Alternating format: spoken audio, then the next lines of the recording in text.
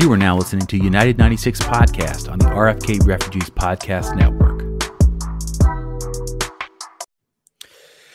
Welcome in, ladies and gentlemen, boys and girls, to United 96 here on the RFK Refugees Podcast. Ted here, John here to give our season end recap of this corpse of a 2020 season that was long dead and buried ever. I think I've used the word autopsy before, but I'm going to go ahead and use it again. This is going to be the document that John has written to review the season. If you see this man out in a bar, please buy him a drink. He watched every single highlight from every single game. He wrote summaries of every single game this year. He did it all in unbelievable fashion. So this man, this man is crazy. I do not think my soul could take it. Maybe it's because the Kickers are regular season champions and, preparing for a playoff game that I was like, I don't need that negativity weighing me down. I'm just gonna spare that for an hour. Just kidding. I got to do the Spirit. I'm doing the Spirit recap. So that'll be coming next week, by the way, if you're wondering where that is and you're listening to this show first, that'll be next week. We that was a game time decision because we want to give this 2022 season the hate / maybe some hope. Maybe we'll sprinkle some hope in there.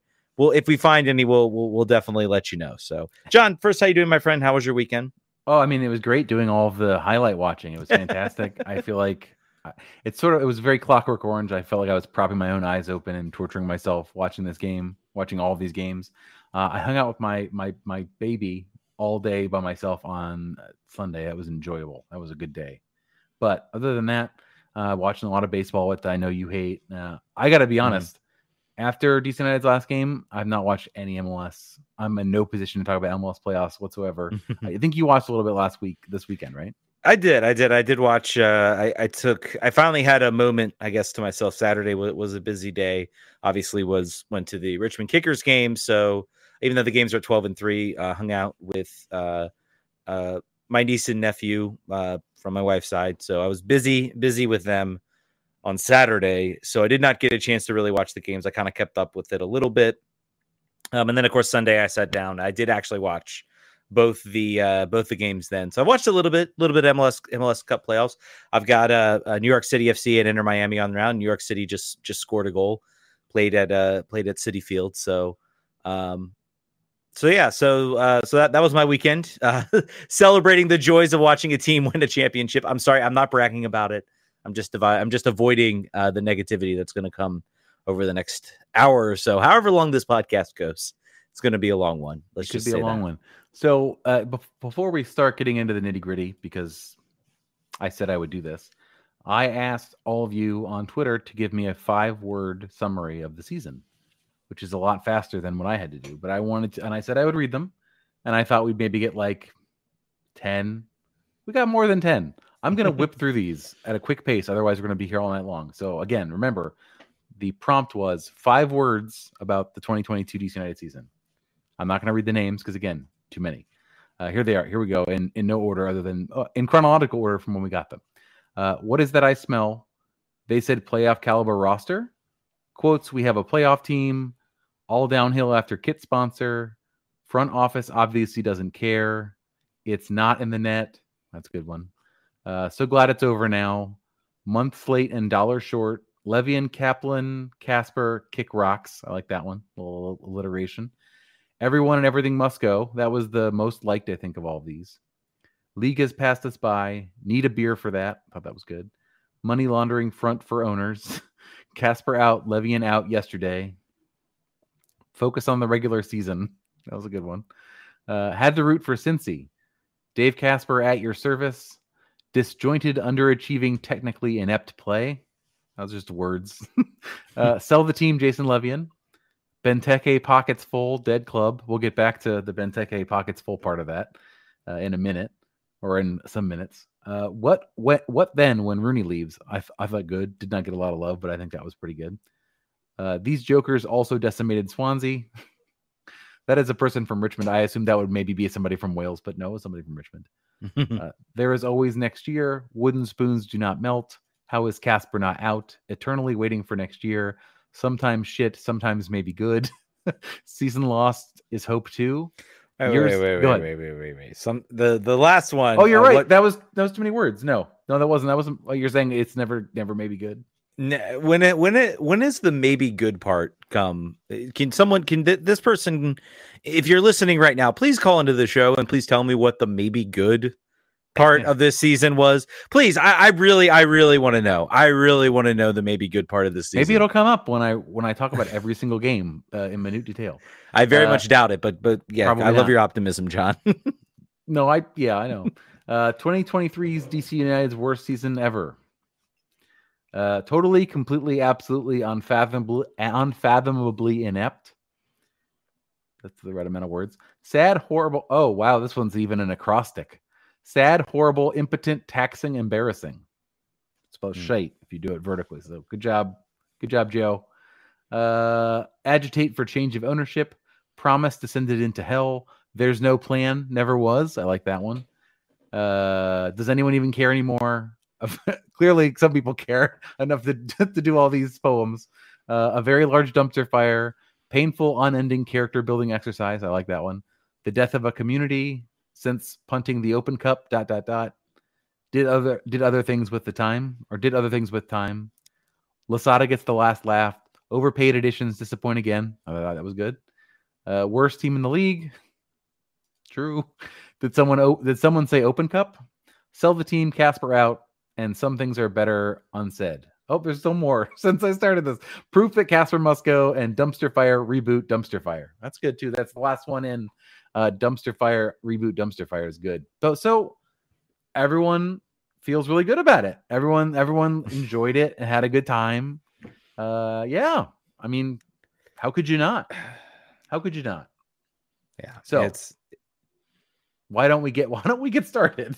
Yeah. We are, by the way, for those the few of you who are watching live, we are going to go through the roster and cake or death. We're not going to do that because I feel like that's other people's thing. We didn't have time to think of a cool branding. It's keep or get rid of. So we'll do that. We'll do that after the recap. By the way, some people, no one asked for this. Ted didn't ask me to do this. Nobody on Twitter was like, wouldn't it be really good if we walked through every game of the season? I felt like I had to do this to explain to myself how bad the season really was. Because sometimes you forget. Like, yeah, you see the record, you see the points, you see the wooden spoon, you're like, wow, this is a bad season. It's the worst one ever. But when you really get through it and look at every goal they concede and how it's conceded, good Lord, it was a horrible season. This team needs to be broken up for parts. It won't be, but it needs to be. So before I start, Ted, any last words? I know where we should start this. How did you feel? If you remember, what we could have, again, just with more planning, gone back and listened to the episode before the season started about our hopes. Do you remember sort of your vibes before the season started? I mean, the vibes were, it's really, the vibes were, it felt like, regardless of everything, that this team did have, with or non Lasada, this team had an identity. And, looking back on it, looking back on the players that became free agents, didn't return, obviously the Paul Arriola situation, all of it in sort of hindsight, I think really spelled really how much trouble this team was in. And I remember thinking, that, okay, we saw an identity. It's really tough to remember. Like I might go back and watch some of those games if I can find them from 2021, just when this team looked like it had found its groove. It was on fire. Then it was just like, okay, just build upon this year. And that's what I thought, was going to happen in a certain sense. We signed Taxi Funtas. It looked like he was going to come early. And I said, okay, once he gets here, we'll see how he does. Maybe this will all be okay. I think, honestly, we should have been, maybe more skeptical. And honestly, I believe this year we're going to be, this coming season, off season, we are going to be wildly more skeptical of everything. Well earned, really. really. And we'll get into the back half of the season, but I think we got the wool sort of pulled over our eyes, and it's really hard, I guess, it's really hard to quantify, because looking back on it now, you're like, yeah, clearly this team had issues, but it's also the beginning of the season. You still have hope. Yep. You're trying to figure out, you want to have the feelings. You said, well, I had these feelings in 2021 when this team was flying high. It looked like they were going to challenge for the top of the East. They were third place in the East at one point. And you're like, they kind of all fell apart. Now they've got a full off season. They're going to, regroup. So you kind of had this hope that the system and the identity that Losada was instilling in the team, that he had guys bought in, was going to sort of maybe overcome some of the deficiencies in the roster. And we learned, probably should have known from games 1 and 2, that something was very, very much wrong with this team. And what they did was not good enough as far as getting replacements back in. Obviously, we know the leaving of Paul Arriola, I think, took the entire front office with their pants down. And I don't know if they'll ever admit that, but I think they were wildly unprepared to replace him. And that really should have been the first red flag when we entered this season and we got through the window and there was no subsequent Paul Arriola replacement. And yeah, it's really hard to look back and I had hope. I had thoughts that, I think we were going to be fine. I thought playoffs were a possibility if they got some help, maybe in the summer window. But it was all just basically ready to crumble apart. And the way it crumbled apart was, I don't think I've ever seen a soccer team crumble the way DC did over a season. It was like watching a train wreck week in and week out. So let's start this off. Hernan Losada, to that end, said, this is a quote from right before the last preseason game of the preseason. He said, the roster is still incomplete. We're still looking, and I really hope those pieces are coming, because that is the difference between playoffs or not. That's the difference between arriving in the playoffs and being competitive and arriving in the playoffs and getting kicked out in the first round. We still need that extra piece of quality.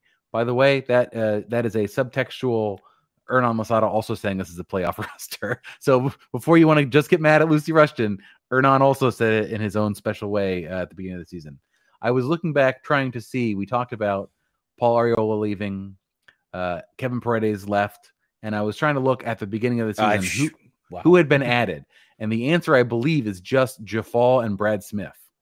I do not believe there were any other players added in that summer window or in the winter window before the season started.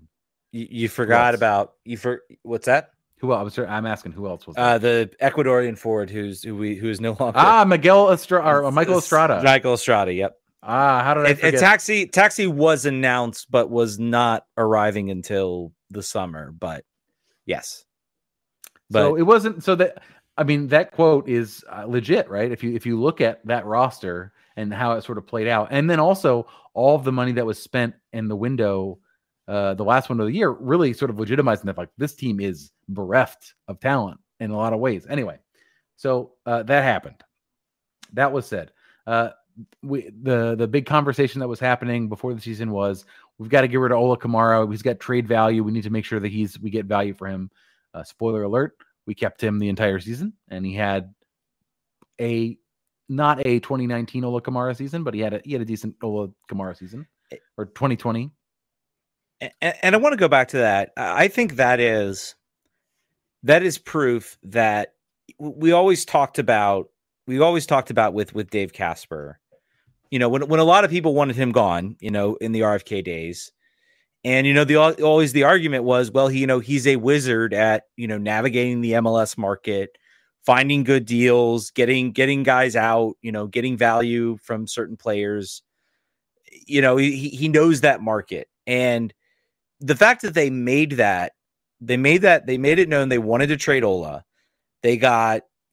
Maybe there were offers that came in, but the offers were not near as what they maybe were expecting.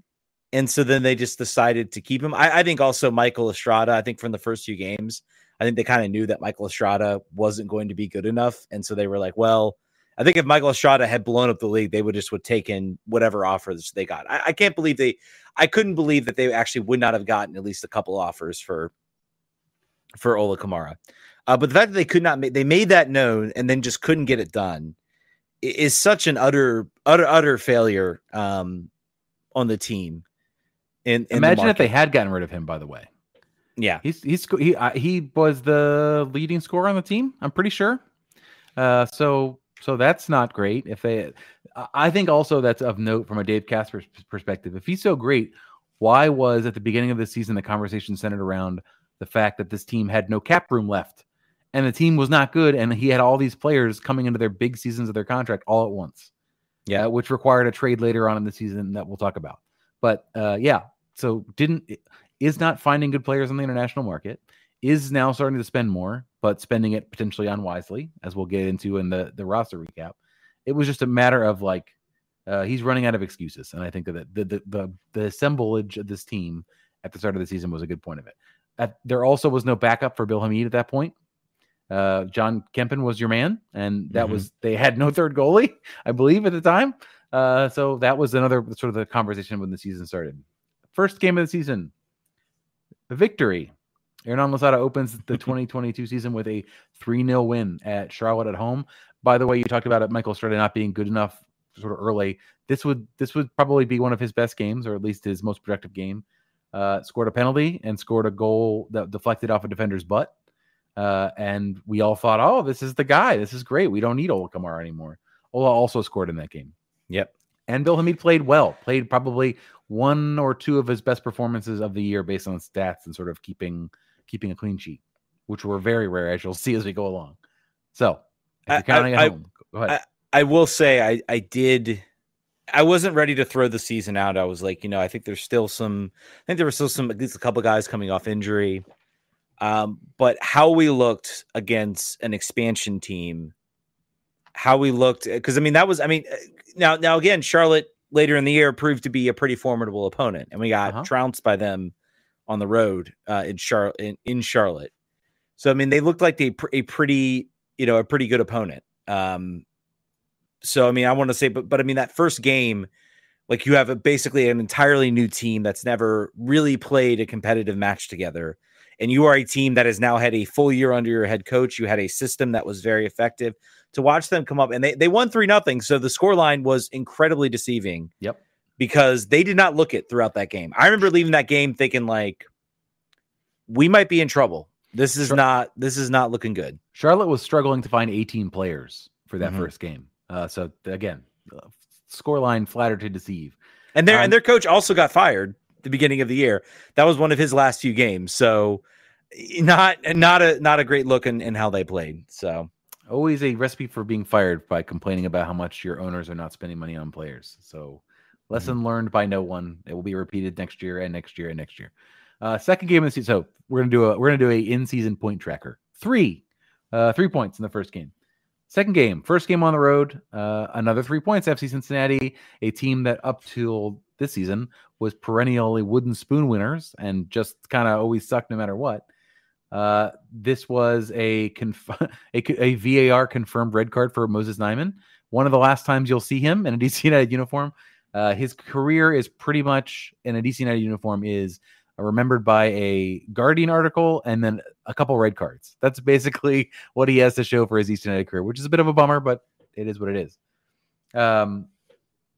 Again, Hamid having a great game, made multiple saves that kept FC Cincinnati off the score sheet, and a 98th minute VAR confirmed PK for Ola is how he won. So if the first game was a bit of a confusion over the fact that it's 3-0, we had to have crushed them, and we actually really didn't. A 1-0 penalty granted by VAR is another sort of this team was really bad last year, and we just barely made it happen. But again, 6 points from 2, 6 points from 6, you can't complain. You're feeling good. Yeah. But by the way, I was curious, speaking of Moses Nyman, has he had any appearances? Probably not, right? For his new side. The answer to that question is no. So no appearances since he went there this summer. The team itself, what is their record? I'll look up the record right now. But they yeah, not a good. I mean, he's still young, so maybe it changes a little bit, but it's not. It's sad, I guess. And I mean, let's talk about Moses Nyman. It's really sad that he becomes kind of. I mean, I guess the team got some value for him, but he becomes another guy who we had higher hopes for, and has just completely sort of fallen off. If we can be frank here. You would have expected him to at least have gotten, considering he has at least some professional experience, you would have expected him to get some appearances. Now, his team itself is actually first place in the second division right now. So they are challenging for a spot in the first division in Belgium. So they might be competing to it a little bit. Good luck to him if he's not going to get any minutes in the second division if the team does get promoted. Good luck to him for breaking into the roster then when they have to spend more money to improve the team. But that's a problem for next year and a problem for not us because he's not a DC United player anymore. Yeah. DC United's luck started to turn with the coldest game I've ever attended in my life, where my skin was, my frozen in my bones. Watching the highlights, I realized that Tony Lamarcy was on the call. I didn't know that obviously because I was there, dying and freezing. First very dumb goal of the year conceded, coming off of a deflection. Shaqiri assisting Ivanov and DC United being lazy, marking a cross, allowing Bornstein to score wide open in the second half. 2-0 loss, still on 6 points. That game was the first game that we conceded and the first game in which I believe the offense generated very few shots on goal, starting sort of realizing where the opportunities were not coming. Gressel was not very effective on the wings against his podcast teammate. It just didn't work out for them. And Chicago was not seen to be a challenge, not seen to be a great team. At the time, there was a lot of buzz around Shaqiri. The rest of the season would bear out that was not legitimate buzz, and in fact that he can't carry a team all by himself. But that was the first loss of the season. A lot of I want to say kinsmanship, a lot of similarities between what DC United has done and what Chicago have done. Spending at least a little bit more money is certainly on their roster, but lack of identity, lack of commitment. And they're paying for it just like we are in a lot of ways. So the bad times continued in Toronto, despite DC taking the early lead with a Knaus goal and a Nigel Roberto assist. So both of those are collector's items, and you don't see a lot of them, particularly this season. DC United gave the lead back 10 minutes later with Bradley assisting a Pozuelo goal from close range, and Toronto got the win with another goal from close range, this time from Osorio. This would be Bill Hamid's first very bad game of the year. Sort of the word starting to turn a little bit there for him. So still on 6 points. Negative drumbeat continues with a 1-0 loss to Atlanta at the Mercedes-Benz with a 94th minute goal from Marilino Moreno. That game sucked. That was also Chris Durkin's first appearance back with DC United. So this was I think that is a 3-game losing streak. Yes, 3-game losing streak for Hernan Losada. And there was only one more to come. There was only one more to come before the hammer swung. The final straw had to be the 3-2 loss at home to Austin FC. The game started brightly. You'll remember this game. Everyone will remember this game. With a goal for Ola Kamara in the 26th minute off a redirected Gressel cross, getting a yellow card for taking off a shirt, celebrating the loss of a loved one. I think it was his grandfather. That would matter shortly after because Kamara scores a second goal, waved off. He scores again. So the 2-0 lead happens at that point, but then he tackles Diego Fagundes from behind on the end line for no reason, getting a second yellow, leading DC United had to play with 10 men for 45 minutes. I remember going insane that happened. I wasn't concerned yet at that time. I was there. Was not concerned yet, but I was like, that could be bad. This is foreshadowing. This is not what you want to do at halftime. Go ahead. Yeah, I mean, so this was the game. If I remember how it was like 80 minutes. Correct. You sort of felt like, okay, this is the DC we've been waiting for. If I remember my feelings towards that game, it was the team actually generating chances, the team actually turning the XG into their favor. Like I don't think they had ever been. I don't think the XG had favored him all season in any game. They always were behind. And this was the first game where you felt like, okay, for those first 80 minutes, I should add you. Those were the first 80 minutes where you were like, okay, this is the Lasada ball team that we saw last season. It's still in there. If that game ends 2-0, I think I'm leaving thinking, okay, we're turning a corner here. Yep. We're maybe going back to a lot of the same old people, but we're starting to turn the corner a little bit.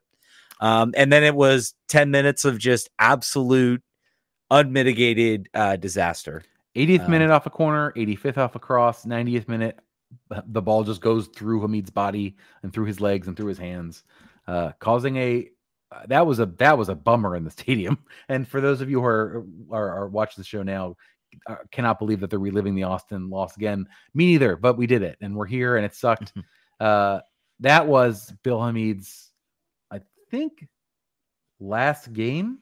Maybe that's not the case, but that might have been his last game for the club. Jeez. Unfortunate. If that's the case, wow. I could be wrong. But I think that's correct. Yeah, that was obviously the impetus for a conversation that happened at the club where they were getting rid of Hernan Losada, but not before a 3-0 win on the road against Flower City FC, where Hernan wanted to bring a recovering Steve Birnbaum to play in the cold, with the player reportedly going up the chain to say, I'm not going. I don't want to go.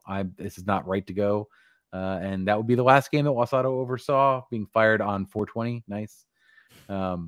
He was there for 15 months.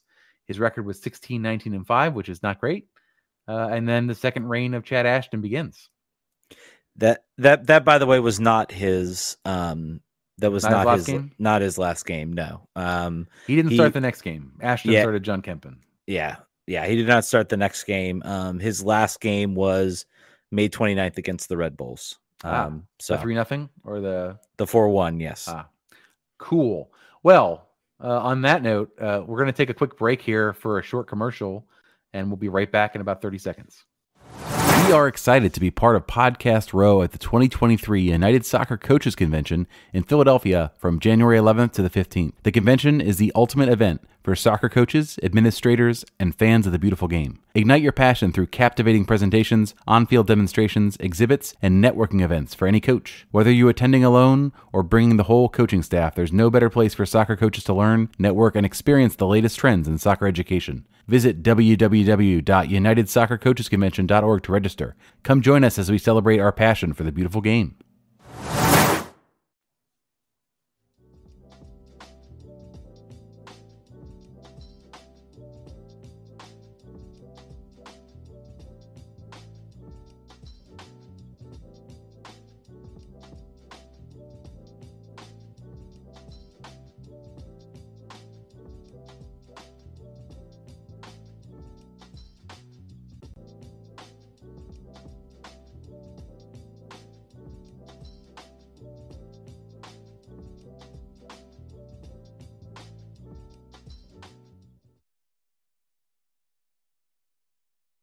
Thank you for sticking with us through that commercial break.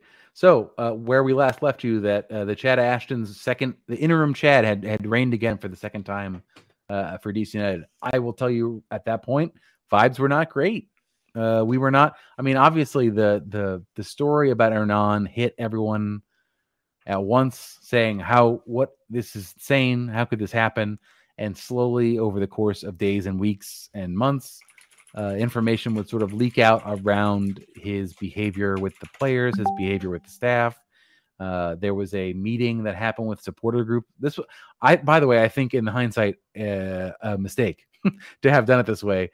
DC United gets a small group of supporter group leaders and has an off the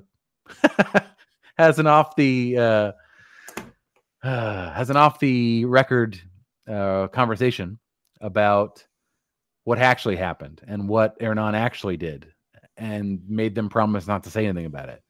And they didn't. Surprisingly, like, for the most part, that information was really well kept and we didn't hear about it. So I think that was a mistake to do. I think that maybe there was a weird conversation about keeping Hernan Losada's job prospects positive, and really worrying about sort of his future instead of maybe worrying about the fans continuing to support the club that they support and understand that he was let go for what is cause, at least in the minds of the club. Surely there's some legal reasoning behind it, but the Chad Ashton reign did not begin positively. And I will take credit for asking him in his first media availability that next week about sort of the vibes and sort of like after what was reported to be a negative locker room culture, what's important. And he stressed in direct words, I just want the guys to have fun, which was unfortunate, I think, for him and for some of the fans. Yeah, but, I mean, we all go back to the moment when we saw the firing, and I mean, we first saw the news clip that broke that Hernan Losada had been fired. You know, I think we all were. I mean, I was shocked. I mean, and it also was. It was sort of an admission of failure. At that point, it was pretty low as far as the team goes. And you know, I just don't. It was just bad. It felt like we were hitting a reset button. Yeah, it felt like a reset button. I guess, you know, the hope then was, you know, Chad Ashton. Well, the team looked kind of good in 2020, and that turned out to be just absolutely wrong. And you know, maybe it was like, and things started kind of on a high note with the game, with his first game.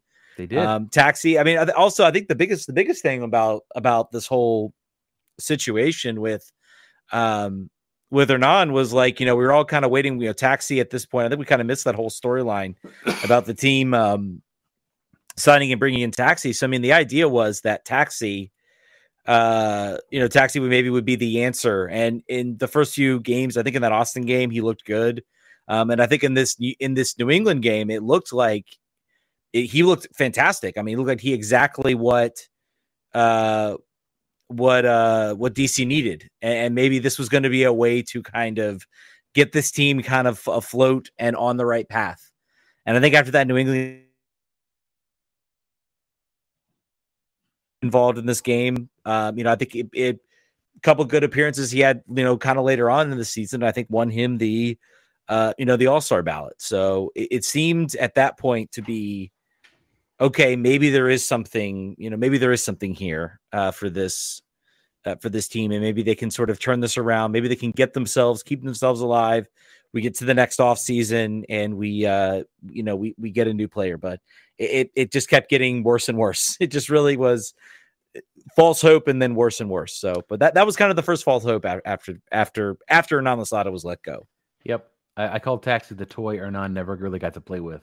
Mm-hmm. And I think in hindsight, you look at one of the reasons why they was let go is like player safety in some ways, but also just like general player satisfaction. The level of contentment in the locker room was so low that they had to make the move right then. You saw that the performances did not get noticeably better. Mm-hmm. I wonder if there was some way to have a sort of intervention with Hernan and the club and the players and Jason and everybody comes in the room like, listen, Hernan, here's what's going to change. I think that there's a possibility that his coaching with Taxi, I mean, so we'll never know, but like, I feel like potentially we could have gotten more points on the season without making the coaching change. Obviously there were reasons to do it and they're legitimate and valid, but part of me wonders sort of with the money that was later brought to bear on this club, where would Hernan have been? Who knows? We'll never know. It's just like Ben Olsen is also getting sort of a revisionist look at how would Ben have done with a team that would spend $6 million on Christian Benteke. Like, imagine that. Yeah. Hamdi Salihi's later. Imagine that. So let's continue on this march because it's still very early in the year. We are at 9 points here at the beginning of the season. Taxi scores twice. Estrada scores all in the first half. Buxa scores late in the second half, so we're thinking, here we go again. But John Kempen made 7 saves in his first start of the year. I remember speaking to him in the post game. He was very excited. We're like, oh man, how do we get this guy? This is great. Classic small sample size stuff, but we were very excited about that. So 9 points there. DC United went on the road a week later to Lower.com Field, which I think is a funny name, so I had to make sure I put it in here instead of MAPFRE or Columbus Crew Stadium, and got absolutely dominated, 3-0. Just a bad game. Pedro Santos is a free kick past Kempen where he's just looking. Etienne torched Gressel up the line, slotted far post, and Nagby scored a volley from 25 yards out to finish it up. Kempen didn't have much to do in any of them, but they did not challenge whatsoever in this game. I don't want to say like sort of, yeah, this was the beginning of the bad here for Chad Ashton and him. This is where it was like, I think I saw one person saw New England as like a dead cat bounce, and it was certainly a dead cat bounce. It was, yeah, just awful. There was one more like mini bounce the next game. Houston comes to town in the rain. Taxi again. It's all him, the offense. When we talked about it when Taxi came here, like they didn't really have a plan. Gressel was supposed to be the plan. Brad Smith was supposed to be the plan. Both of them were ineffective, and there was no until Taxi got there was no way to score goals. So in this, Taxi took control, scored a bouncing volley off a Gressel corner, which if you remember how that went, it was sort of a weird volley. It's sort of an arcing volley, but it went in. And then in the 43rd, Taxi handled the Brad Smith cross and converting and taking has an off the record conversation about what actually happened and what Hernan actually did, and made them promise not to say anything about it. And they didn't. Surprisingly, like for the most part, that information was really well kept and we didn't hear about it. So I think that was a mistake to do. I think that maybe there was a weird conversation about keeping Hernan Losada's job prospects positive and really worrying about sort of his future instead of maybe worrying about the fans continuing to support the club that they support and understand that he was let go for what is cause, at least in the minds of the club. Surely there's some legal reasoning behind it, but the Chad Ashton reign did not begin positively. And I will take credit for asking him in his first media availability that next week about sort of the vibes and sort of like after what was reported to be a negative locker room culture, what's important. And he stressed in direct words, I just want the guys to have fun, which was unfortunate, I think, for him and for some of the fans. Yeah, but I mean, we all go back to the moment when we saw the firing, and I mean, we first saw the news clip that broke that Hernan Losada had been fired. You know, I think we all were. I mean, I was shocked. I mean, and it also was. It was sort of an admission of failure. At that point, it was pretty low as far as the team goes. And you know, I just don't. It was just bad. It was like bad vibes. A reset button. Yeah, it felt like a reset button. I guess, you know, the hope then was, you know, Chad Ashton. Well, the team looked kind of good in 2020, and that turned out to be just absolutely wrong. And you know, maybe it was like, things started kind of on a high note with his first game. They did. Taxi. I mean, also I think the biggest thing about this whole situation with Hernan was like, you know, we were all kind of waiting, you know, Taxi at this point. I think we kind of missed that whole storyline about the team signing and bringing in Taxi. So, I mean, the idea was that Taxi, Taxi would be the answer. And in the first few games, I think in that Austin game, he looked good. And I think in this New England game, it looked like he looked fantastic. I mean, it looked like he exactly what DC needed. And maybe this was going to be a way to kind of get this team kind of afloat and on the right path. And I think after that New England game, I kind of left saying, well, Taxi looks like the real deal. It's great to see him involved in this game. I think a couple of good appearances he had, you know, kind of later on in the season, I think won him the All-Star ballot. So it seemed at that point to be, okay, maybe there is something here for this team, and maybe they can sort of turn this around. Maybe they can keep themselves alive. We get to the next off season and we get a new player, but it just kept getting worse and worse. It just really was false hope and then worse and worse. So, but that was kind of the first false hope after Hernan Losada was let go. Yep. I called Taxi the toy Hernan never really got to play with. Mm-hmm. And I think in hindsight, you look at one of the reasons why they was let go is like player safety in some ways, but also just like general player satisfaction. The level of contentment in the locker room was so low that they had to make the move right then. You saw that the performances did not get noticeably better. Mm-hmm. I wonder if there was some way to have a sort of intervention with Hernan and the club and the players and like and Jason and everybody comes in the room like, listen, Hernan, here's what's going to change. I think that there is a possibility that his coaching with Taxi, I mean, so we'll never know, but like I feel like potentially we could have gotten more points on the season without making the coaching change. Obviously, there were reasons to do it, and they're legitimate and valid. But part of me wonders, sort of, with the money that was later brought to bear on this club, where would Hernan have been? Who knows? We'll never know. It's just like Ben Olsen is also getting sort of a revisionist look at how would Ben have done with a team that would spend $6 million on Christian Benteke. Like, imagine that. Hamdi Salihi's later. Imagine that. So let's continue on this march because it's still very early in the year. We are at 9 points here at the beginning of the season. Taxi scores twice. Estrada scores all in the first half. Buxa scores late in the second half, so we're thinking, here we go again. But John Kempen made 7 saves in his first start of the year. I remember speaking to him in the post game. He was very excited. We're like, oh man, how do we get this guy? This is great. Classic small sample size stuff, but we were very excited about that. So 9 points there. DC United went on the road a week later to Lower.com Field, which I think is a funny name, so I had to make sure I put it in here instead of MAPFRE or Columbus Crew Stadium, and got absolutely dominated. 3-0. Just a bad game. Pedro Santos is a free kick past Kempen where he's just looking. Etienne torched Gressel up the line, slotted far post, and Nagby scored a volley from 25 yards out to finish it up. Kempen didn't have much to do in any of them, but they did not challenge whatsoever in this game. I don't want to say like sort of, this was the beginning of the bad here for Chad Ashton and him.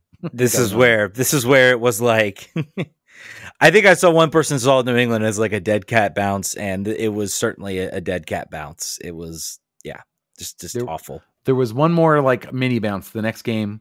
Houston comes to town on the rain. Taxi again. It's all him, the offense. When we talked about it when Taxi came here, like they didn't really have a plan. Gressel was supposed to be the plan. Brad Smith was supposed to be the plan. Both of them were ineffective, and there was until Taxi got there was no way to score goals. So in this, Taxi took control, scored a bouncing volley off a Gressel corner, which if you remember how that went, it was sort of a weird volley. It's sort of an arcing volley, but it went in. And then in the 43rd, Taxi handled the Brad Smith cross and converting and taking 3 points. That's at 12 points right there. So that was a random win. We really want to talk about where the season turned bad. I think it's probably first is the Hernan, so the Austin loss. This is another one that's very impactful. Flashpoint for the supporters and people that really care about this club. I would say like the hyper serious supporters. Your casuals didn't care about this, but DC United faced the Red Bulls in the Open Cup. Their only likely chance for silverware for this club against a longtime rival. Chad Ashton comes out in the press and says, we're going to focus on the season. We're going to de-emphasize the Open Cup. I would say they regret this decision, potentially. Yeah. A loud and United-esque roster went out and lost 3-0. It just was awful. If you look at that roster, Chris Durkin and Romo are the only players that you're like, okay, yeah, no, they're players. And everybody else is just Jackson Hopkins, I believe makes his first appearance for DC United in this game. Or not, that was not his first appearance, but DC wouldn't win another game for 7 matches. So the Open Cup prioritization thing did not work. It's just did not work. Clearly the rivalry has taken some knocks over the years and isn't what it once was, but just a really disappointing sort of turn. And to have it so, usually coaches will run out like a half and half lineup when they're expecting to sort of like, all right, yeah, I know we have fixture congestion, so we're not going to really put all our chips in. But they were like, no, we really don't care. We don't care at all. Look how much we don't care. And it showed, and that was a mistake. And the funny, the sad thing is like, I'm pretty sure if I remember in that first half, they kind of weathered the storm a little bit. And so it was 0-0 at half. I think it almost would have been perfect to say, okay, we the idea was we're going to throw these guys out there.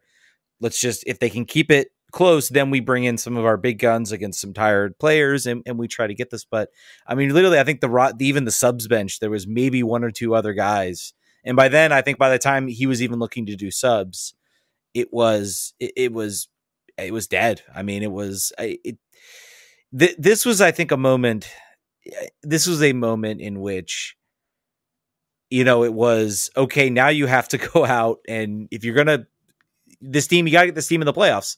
You're basically selling out the rest of everything with the idea of making the playoffs and at that time, I mean, the season was, you're coming off, a bad loss on the road, but 2 wins at home.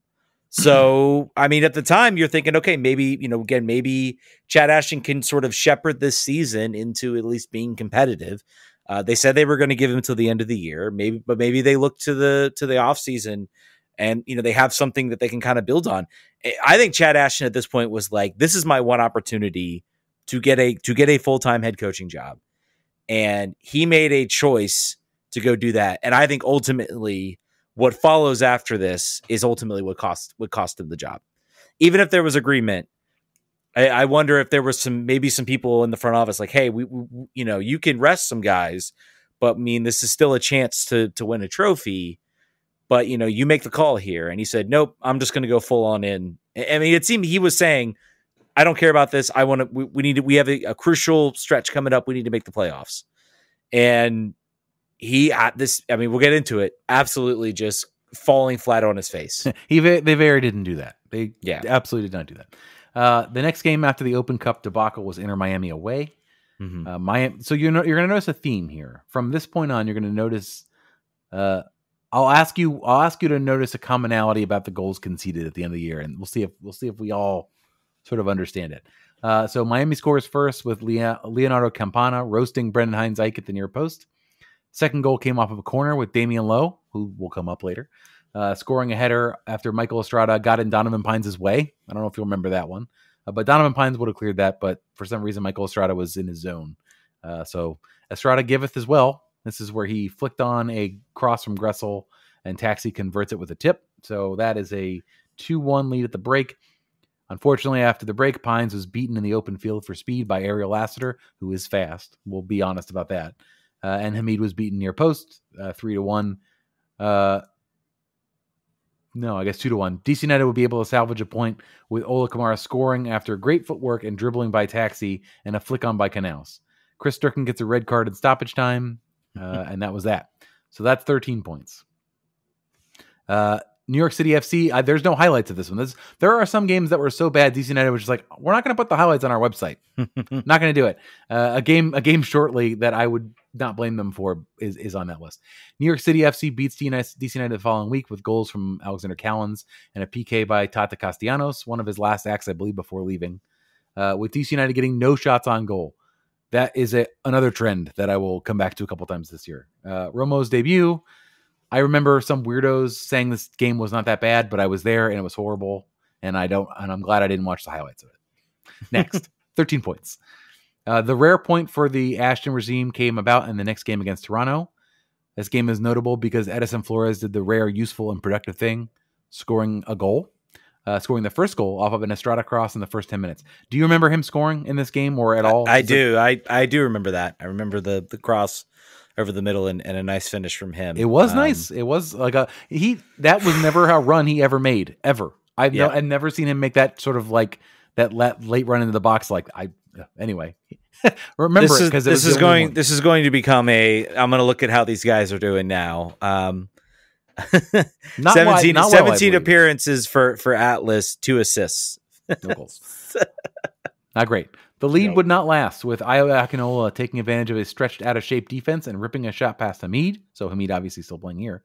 After the half, Taxi muscled out a shot, which was finished by a tap-in by Estrada, in probably his second best game in a DC United uniform. Nothing gold can stay, however, as Bill Hamid somehow deflects a shot coming straight at him from the end line towards the front of the goal, right to Osorio, who finished it with no. I don't remember. That was another one I was there for, and I remember. So Hamid is at his near post, facing the end line. The shot comes right at his chest. It somehow goes directly right to the middle of the 6 and is easily put away. He was having a rebound control problem much of the season. Yeah, that was very obvious. I mean, I think this is truly. I don't know if he's had issues with that. If that's just kind of his nature. I do think there were some cases in which he would make that type of move, and then he would have the ability to then move his body to then make the next save, bail himself out. This is, I think, when we all started to sort of really just see that Bill Hamid had finally sort of regressed fully. He was not the same keeper that was going to keep this team in games. It was from my mind is when I said, okay, next year this team has to find a new goalkeeper because Bill Hamid just isn't cutting it anymore. Yep. Bill continued his streak of weird rebounds resulting in goals in Harrison, New Jersey the next week, gifting a goal to Linares. He doubled the lead. Linares had a good game. This is a game. All right. All I'll tell you about this game is if you remember it. This was the game of Red Bull scoring worldies all over the place. Multiple volleys from outside the box, unsavable. So the first one was Hamid's fault. The second and third were not. He doubled the lead later in the second half with a volley inside the box after a failed headed clearance. An even better volley outside the box from Lewis Morgan took it to 3-0. I recommend if you go back and watch any goals that were scored against us this season, that one by Morgan was the best one that was scored. It was ridiculous. Ola scored a garbage goal in the 87th that was immediately canceled out by an own goal by Tony Alfaro in the 90th. So 4-1. It should be noted that DC United were wearing the cursed white jersey with peach numbers, so they got what they deserved. And this, you were saying, is Bill Hamid's last game, correct? In a DC United uniform. Yep. He would pick up an injury. What an inauspicious, or I guess auspicious way to end his career. That's very unfortunate. But it was just the way it was. That's 14 points, folks. That's May. That's end of May, right? End of May, yes. Yeah, so end of May on 14 points.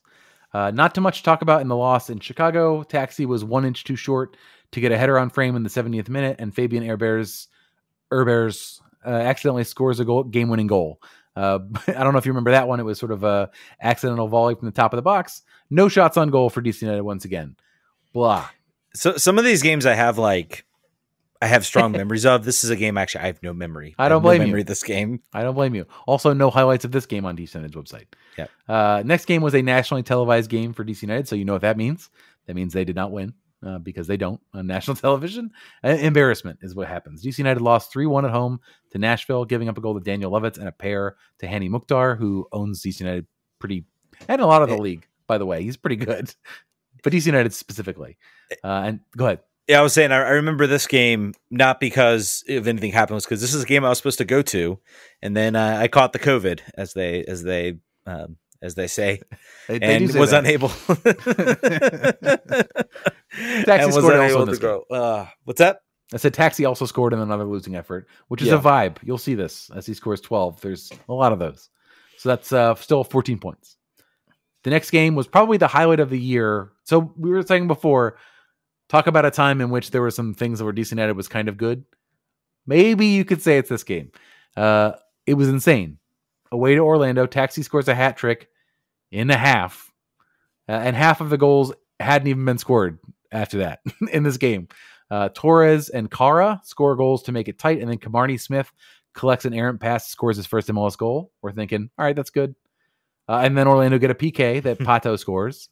And then Nigel Roberta scores his first goal of the season on another errant cross at the top of the box. 8 goals, 3 points on the road for DC United, brings them to 17. That game was insane. Another one to go. Yeah. That's another one to go back and check out because it was kind of great. And then you go from probably the greatest high to the lowest low. Calamity, 7-0. A game so bad it got a replacement coach fired, basically. 4 days later, after the 7-0 loss, DC United brings back Wayne Rooney to be their manager. The loud slap noise you heard at the corporate office at Audi was Jason Levine hitting the panic button and giving Wayne whatever he wanted to take the gig and take the heat off for just 5 minutes. I don't even go back and talk about the goals because A, DC United memory hold the highlights and did not put it up there. B, Carranza scored a hat trick.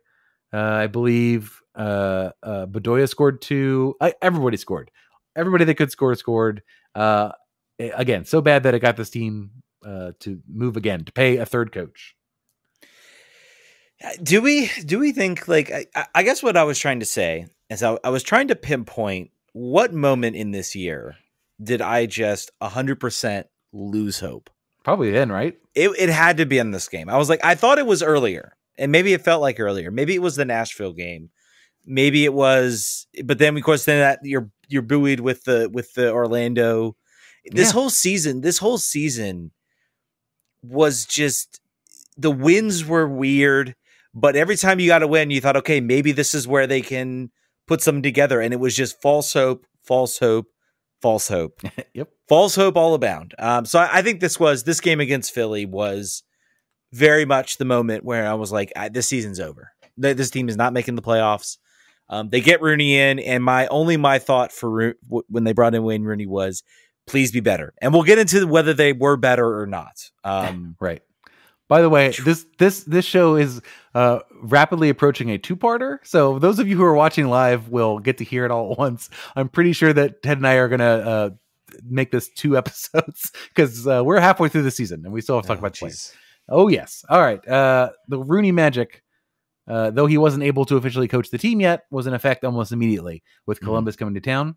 The crew this is the game in which I was walking to the stadium from a very far parking lot, parked illegally, and I walked back and forth 2 times to try to pay, and I missed the first goal. But crew took the lead off of what I deem a FIFA cheat code curler by Cucho, where there's just no way to save it, nothing you can do.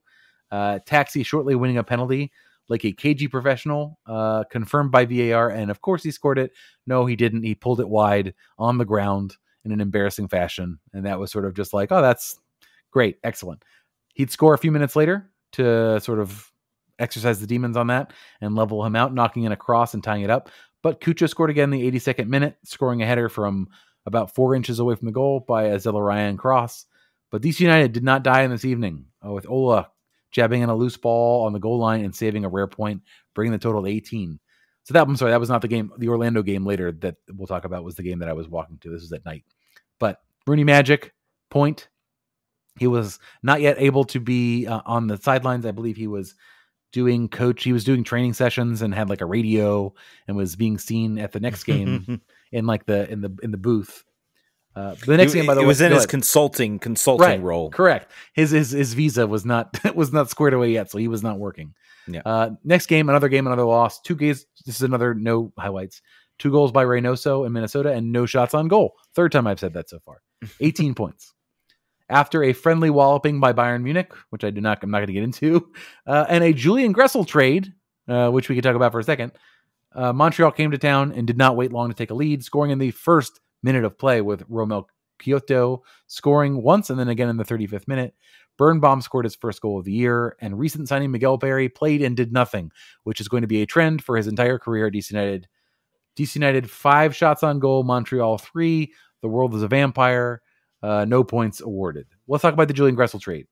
So we won't get into the details because we talked about it when it happened, but there was conversation at the time about Julian Gressel being ineffective mostly. His defense sort of his defense wasn't great. He wasn't getting the assists he got last year. The focus really was about the way the trade happened, right? The sort of the way it was broken to Steve Goff almost the exact same time as Julian Gressel. The way it happened, sort of, I guess there was a conversation about potentially a contract extension, and he was sort of didn't know anything that was going on, and then the trade just happened. What do you think in the postmortem of this? Obviously, this was about getting money on the salary cap available. What do we think about the way this trade went down and the end of it? Like, what's the end result of what that trade was for you? For me, it was. I think I came back from it. I think the team really wishing that, because I have to imagine that this happens all over the league. Players are traded. The Billy Bean baseball movie, when he talks about trading, it's like you just go in and tell them they're being traded. This guy will handle the details. Have a nice day. Goodbye. Yep. And the callousness of the idea of the trade and how it happens and how it comes together. I think happens all over the league. And I think for the first time, really, we got to hear about how completely heartless it can sound, especially when you're moving a guy halfway across the country. With a baby. What's that? With a baby. With a baby who's just born, a life he has built, in 3 years. I mean, he would tell you, and I think he said, hey, I understand it's the nature of the game. I just was expected that I would be treated with a little more respect. You gave respect. Honestly, I wonder how he looks at, look at how much respect they gave Paul Arriola. Granted, they wanted to keep him. It's a little different, but they gave him, the respect. They didn't give him a heads up. I think the worst part of the whole nature is him not knowing, him finding out, Golf tweeting it out before his wife was even known. So his wife finds out the information from Golf. I think that is the worst, has to be the worst part about all of this. If I'm being truthful, that was really kind of the, geez, like, what are we doing here? Like, we can't just wait. You can't even tell him, hey, Golf already has this. He's got contacts. We want to make this trade known. Can you please, we've made this trade. Can you call your wife now? Call your family now. Let them know.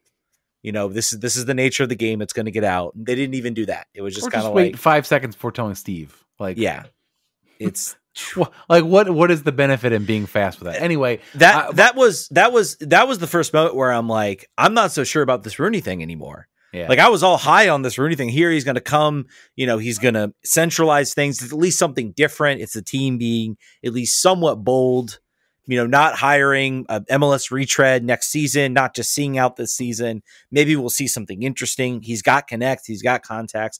It might work. It might completely blow up in our face. This was the first moment where I was like, I'm really not sure this is going to work out.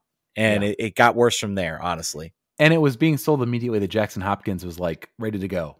Ready to come in for the spot, which over the course of the season, it was not the case. I think if you look at it overall, I think he's certainly got a future, but he was not ready to step in for Julian Gressel and contribute in a similar way. We weren't using those players. Wingers are out. So that's part of the move. And I want to make sure I didn't mention this at the beginning of the season. Don't forget the Paul Arriola trade was insane in that it was a multi-week saga where Paul Arriola is tweeting question emojis or gifts about the fact about like, oh, I didn't know I rejected a move there. He was giving interviews in Spanish on ESPN Deportes about wanting to go and play for, was it Club America? Club America, yes. Yeah, so it was wild. Like, obviously, we're never going to get the full details there. It was from what we understand about Hernan Losada and not wanting to play for him anymore, and also some family issues. But that was also wild. So the whole season has been a bit of a craziness. We'll keep going. Yeah, I mean, I think this again. I think this represents too. This represents Dave Cass. I think this also. I think this has been a year where every single flaw that exists for Dave Casper was big old microscope was shined on, and this is one of them. I think he's a wheeler and dealer. I think this is how he's like, I have treated you this no differently than, I'm trying to remember like a player from way back when that we traded, or that, I mean, there was all the moves about Dwayne DiRosario. I think that was maybe the big one. and the poster teardown from RFK. From the poster teardown from RFK. There have been times in the past where like he has acted this way. So I think this shined a big old microscope. And the most, like, I'd say, like, insane part is literally Julian Gressel essentially burning down the team on his podcast, being like, I don't know what direction this team has. Stuff he probably was thinking on the side. Like, what's the direction here? We got rid of Losada. We got rid of, we go with Chad Ashton. Now we're going with Rooney. Like, and I think he was saying on the inside, like, I feel like the team is directionless. And I think this year he's been proven absolutely right. Absolutely right. We also got some insights into the differences between Vancouver and DC and the training center. We'll get. I don't know if we have time to get into all that, but that was insightful to say the some least. cattiness. I tried to get a jersey signed by a mutual, and he told me that Julian has no interest in looking at anything DC United on it ever again. Oof. So that jersey will not be Wow. signed. It will remain in my closet. So there's that. So he was really mad. Okay. Yeah. Continues. Remember when I said that DC United only beats Orlando and New York City FC? Luckily, Orlando would come back to town, and they got beat in a very dramatic fashion. This is the game that I was missing most of it, walking back and forth in the rain. Rooney's second debut for DC United began with a 9th-minute goal conceded, scored by Junior Urso. This was the one where Romo was just floating around in the box, and Urso chipped him from the 18, basically. That was a thing. That was the game where Romo. It was the first time that Wayne was directing Romo to play sweeper keeper, and he did not have the skill set for it. It didn't really go well for him. Nothing doing until stoppage time in the second half, with Durkin scoring a side-footed shot to the roof of the net to tie the game. I think that was 90+1. That was his first goal of the year. But because this is Wayne Rooney and he hates Orlando, DC United scored their best goal of the year, a laser cross by Ravel Morrison in his debut to Kamani Smith, who one time left foot crosses to Taxi, who stabs it in. Pandemonium, cats and dogs, hope. I know. If you go back and listen to the show after this, Ted and I were like, I mean, maybe he's gonna do it. Maybe he's gonna make this team, like, make them believe. It's all just a matter of belief. It's not about the players. Ravel Morrison comes in, makes 5,000 passes backwards and sideways, playing in front of the back four. We're like, what the hell is happening? But that was the beginning of Wayne on the sidelines, and sort of, again, maybe another small peak for a season mostly of valleys. Yeah. Yeah, I guess. Yeah. It's hard to look back on this one. I think everything was just looking so bad for this team, if I'm being honest. So yeah. August begins with a beatdown in Charlotte to the expansion team. Scoring began as Sergio Romo punched a ball directly into Steve Birnbaum's face into the net. Do you remember that goal? Trying not to, but yeah. Yeah, that one was funny. That was a good one to watch. It continued in the second half with DP Swiderski tapping in a rebound off of a Jordi Reyna shot, doubling the lead. And finally, Quinn McNeil scores off yet another rebound from Romo, this time from a Swiderski shot. 3-0 on 21 points. That was a Sergio Romo's bad game for sure. Did not like that one at all. The next week, Red Bull came to town, and it seemed like neither team had a serious interest in winning, with no goals and 3 shots on goal combined between the two teams. That MLS managed to cut 7 minutes of highlights into this game made me think that they just took random chunks from the game and put it on there. 22 points. That was a draw. It happened. That was a very horrible game to be at. That was at Audi Field. United went on the road to Foxborough with Renix almost taking the early lead with a fancy trick at the near post, only to miss it like Balotelli in the U.S. Or that was like an exhibition game where he pulls like a Panenka, like a running Panenka, and misses. The only goal of the game would be scored early in the first half, with DC United legend Tommy McNamara playing in Brandon Bye, who crosses the ball to Carlos Heel. Heel rounded the keeper in the second half, but hits the post. So aside from a few long-distance shots by Ravel, DC United were not dangerous again. No points. No points were awarded. 22 points still. United has their first and only West Coast trip of the year to LAFC, and United decided to get 1 million yellow cards in the first 60 minutes, including Birnbaum getting his second at 60 minutes. If you remember this game, DC United was like hanging on. It was Ochoa had his first start for the club, David Ochoa, who came to the club by a trade to RSL for some GAM. Had his first start at home. We were kind of wondering where he was, but it was about fitness because he had not played all season. But he had three saves, and they were all great saves. But Opoku, who's a rookie, comes on in the 61st minute and would score 5 minutes later after Ochoa came out to stop Arango, who was running in on goal, and he slipped the ball to Opoku to finish it off. United almost scores. Taxi hits the post from 25 yards, but unluckily does not happen. Ochoa making a few other saves. United loses again, 22 points. But this was Ochoa's first game, gave us an opportunity to sort of see what we had in him. I think, we were optimistic about him from the start. We knew he had talent, but it was a question of like, where is this guy at? Is he going to make this team better? He didn't make the team better. I think we could talk about that too, but he on his own, he performed pretty well. Did he make the team better?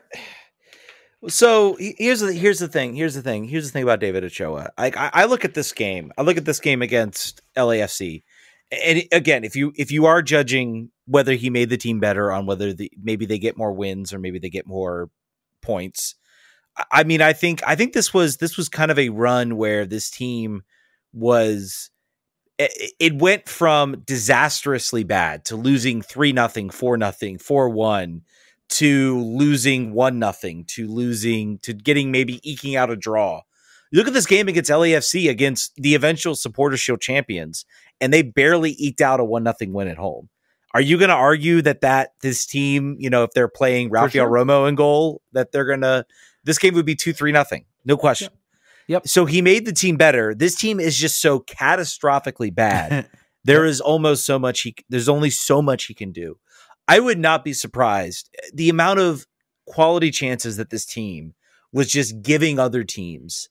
I think he did his best in keeping this team in games that maybe they shouldn't have been. Is he at Bill Hamid, peak levels? No, but he's not at.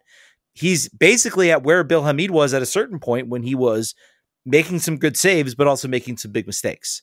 I'm trying to remember exactly when, I guess Bill Hamid was 2021. I want to say 2013, 2014 was when, I think that's when he was, because he signed at 17 and I think he started playing really in 2010. So 3 years around then. So, I mean, we have to go back, I think, a little bit to what Bill was like then. And we all saw the talent, and I see the talent in David Ochoa. I think this team is crazy not to push. You're going to have to overpay maybe a little bit for him, but to settle that for next year, I think is so important. And he's right here. He's moved here. He's living here in DC. He's going to be the starter. He's right here. Otherwise you are rolling the dice again on either getting a Romo or finding somebody else and possibly having to burn an international slot. Yep. And we have seen how disastrous it is to have a bad goalkeeper. We have seen it. We saw it this year with Rafael Romo. He's here.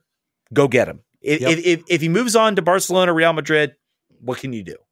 But do not just let him kind of say, no, we're not interested and walk away. Because I really think this is a critical piece.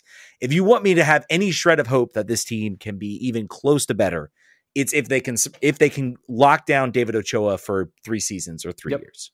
Yep, I agree with that. Mm-hmm. Second worst loss of the year comes at the hands of the team who gave them the worst loss of the year.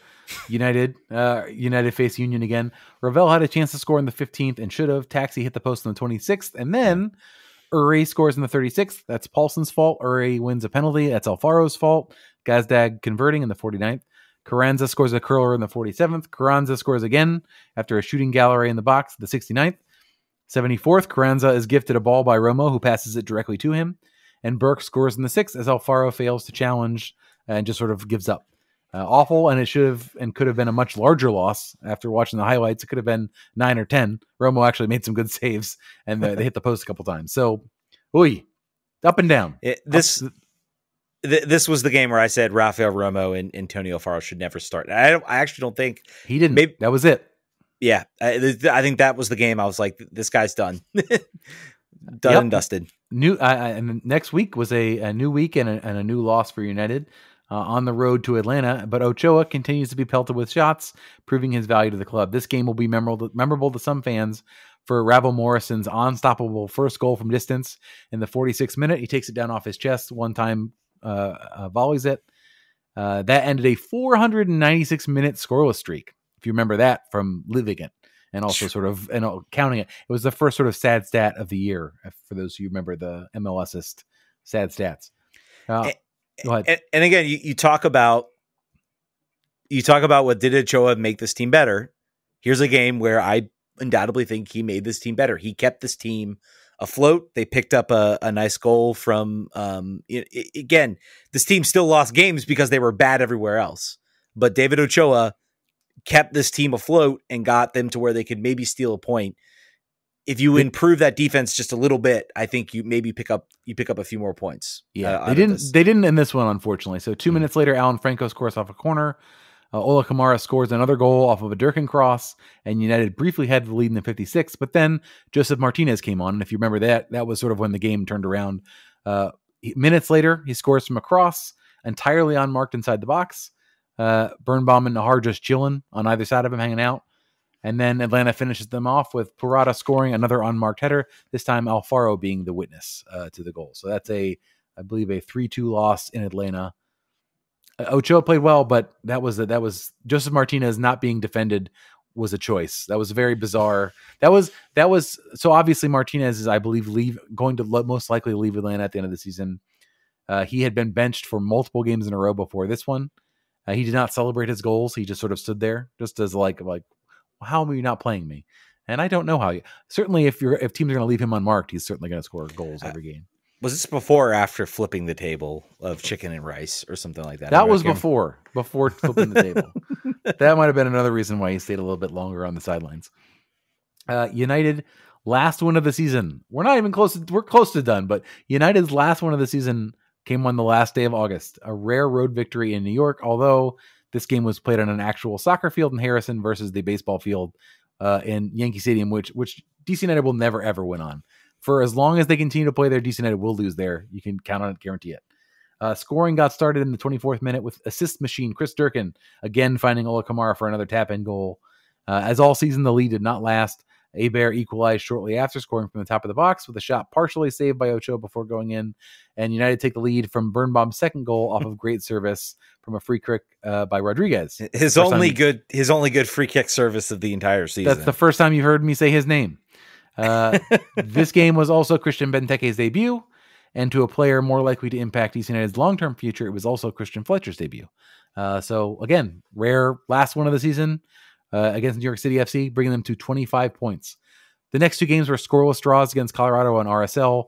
I'm not going to talk about them. 2 points. After that, games points. Where David Ochoa was great. RSL, a team that is in the playoffs right now and is advanced, did not advance, but made it to the playoffs. Colorado still had about double the points we did. So teams that are better than us getting results on the road.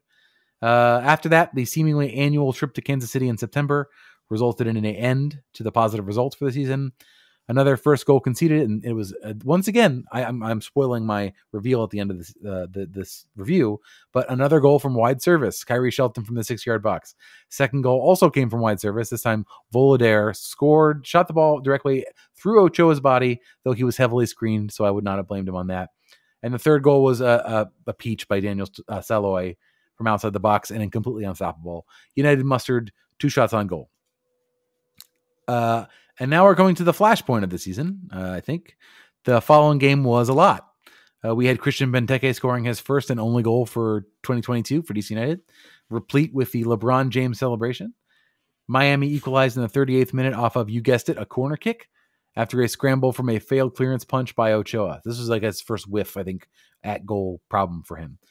Campana scored again off of a cross and a defensive failure by first Nahar and then Birnbaum, who was laying on the ground. Taxi shortly after this did the last good thing for DC United he would do in 2022 and maybe forever, scoring from the top of the box. Unfortunately, shortly after that, we know what happened. It is notable that it was exactly a month ago today, and we still have no resolution on the situation from MLS. I thought it was interesting that it was when this show comes out on the 18th, it will be a month from then. No word, no report, nothing. Just nothing. Taxi hanging out in Greece, and we're just sitting here again like, I don't know what's going on. So that's that. The winning goal resulted in a bizarre way. Durkin cleared the ball off of Ravel's back. The ball comes up the field, cross to Higuain, who was not going to miss, and another loss for DC United at home. Second to last game of the season, Donovan Pines game. This is the Donovan Pines, not revenge game, but sort of when you knew that Donovan Pines was going to have some problems. 41st minute, Donovan Pines slides a full stretch, pokes the ball past his own keeper. A thing he did not need to do. If you look at the replay, Ochoa was going to collect the ball. Unfortunately, that did not happen. He later got a red card for two-hand pushing a player in the back.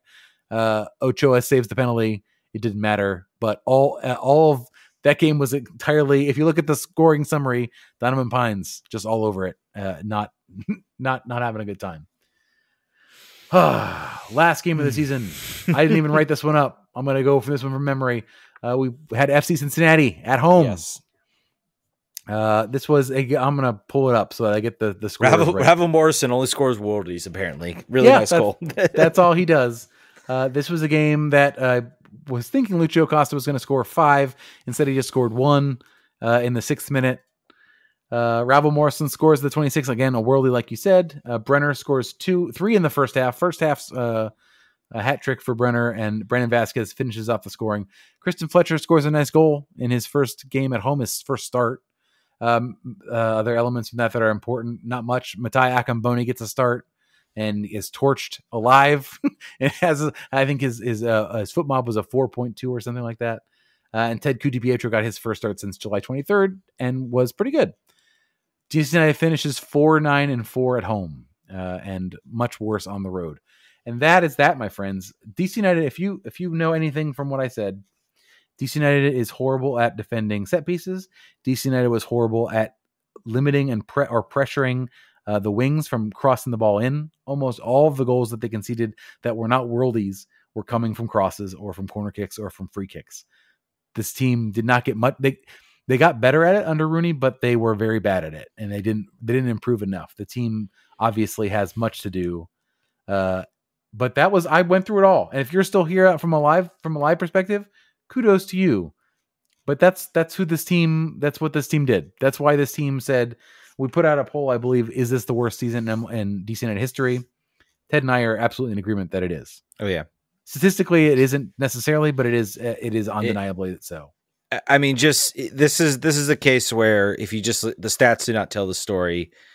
Just from a pure off the field perspective, every single I think back to the rest of it. Every single flaw about this team and how they've operated for the past 20 years now. I mean, not 20 years, but the past like 10, 15 years, however long it's been since this team was actually a competitive fixture, in DC United in MLS, was exposed this year. Everything was exposed. International signings were exposed. Poor. Other than and then their one good international signing might not even be here next year due to other personal related issues. I mean, just a disaster from all fronts. It almost begs the question, like, how anyone asking me, like, how can you be positive about this team? How can you bring any sort of sense of positivity? I really don't know. I really don't know. I really don't know. Maybe my mind will be changed if this team actually goes out and makes some spending. Maybe this taxi issue and taxi being gone might be a blessing in disguise, because then it gives them 2 DP slots that supposedly they can go buy. They can go out and use. But I mean, it really is hard. Like, I think about some of the other seasons that were bad, like 2010 and 2013, and you could see a path forward. You could see and maybe, again, 2013 ended with a trophy. So you're like, okay, well, Bill's rounding into form. We know he can be better. This team clearly needs some new pieces. Dwayne DeRosario needs to be, sent away. But, there is a chance for this team to move forward. Now, I really don't know. There's nothing positive. There's nothing to hang your hat on. There's nothing to say, well, we looked less embarrassing and a little more organized, I guess. But I mean, really, honestly, it's impossible to me to feel like the club is even less directionless than it was when it supposedly got a direction in hiring Rooney. Even that's temporary. I think every fan is feeling angst. Like, this doesn't feel like a new plan that this team is ushering in. This feels like a short term, let's see what happens. And yeah, I really don't know. I really don't know what. Mm-hmm. Steve Goff summed it up, and thanks to RJ and DC to reminding this. With MLS and Second Flight USL Championship regular seasons now over, DC United and Loudoun United finished with a combined 15-43-10 record, 55 of a possible 204 points, with a negative 73 goal differential. So that's not good. And certainly not. It's struggling for optimism, for sure. For the folks that are watching us live, by the way, you are wonderful, and we appreciate you doing that. And if you want to Make sure if you want to join us on Monday nights at 8:30, you should do so on twitch.tv/RFK and subscribe if you like. We are going to make this a two-parter for our live viewers. And if you're listening to this will be the end of this week's episode, and you're going to hear the player breakdowns the following week. So Ted and I don't have to do another show of this. So thank you for joining us live, and continue to stay here. And for everybody else, we'll see you next week talking about the roster. Vamos.